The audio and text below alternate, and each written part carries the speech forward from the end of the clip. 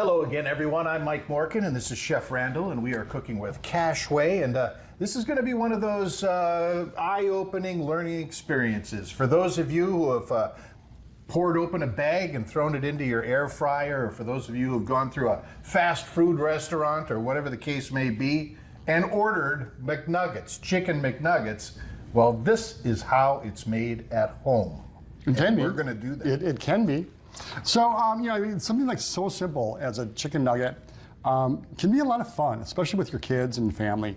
And it's something that's a little bit different. Now, it does require a deep fryer. So, one of the things that I do at my home is I put this out in my garage with the door open. Okay. Especially during like the fall or winter. Mm-hmm. It's just, I don't really want to heat, have that smell in my house. Stinks up the place. Right.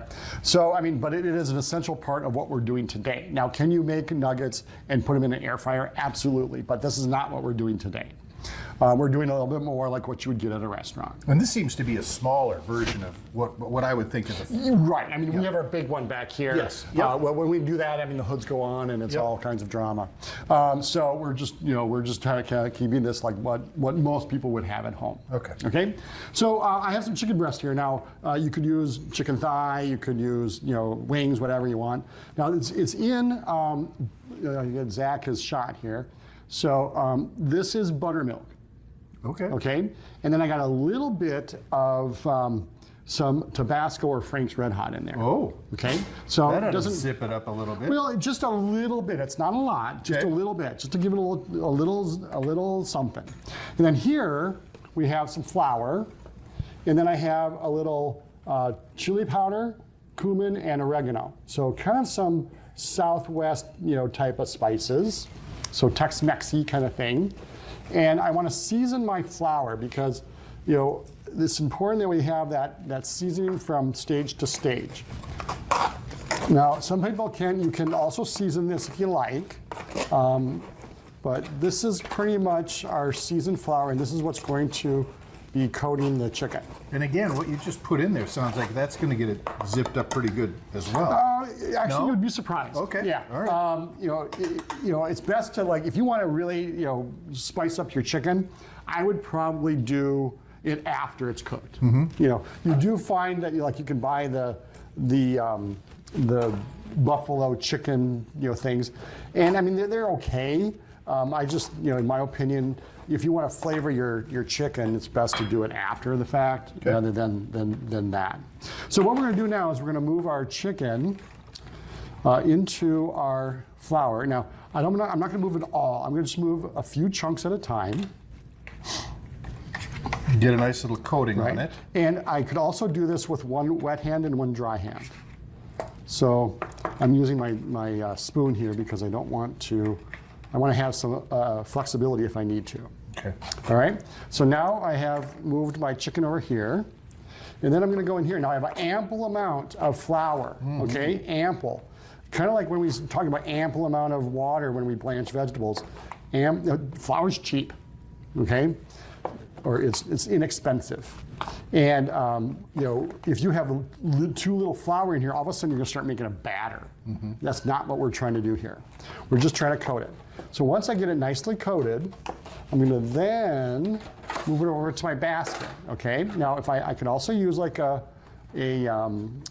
basket sieve, or strainer. Yeah. And I like the way you've planned so that there's no mess on the counter afterwards. So yeah, again, this is it's just years and years. Yeah, I understand, but it's doing smart move. Smart move. So now that I got it really nicely coated, all right, I'm going to then shake off all that excess flour. And while you're doing that, I think I'll continue to do this. Sure. Okay.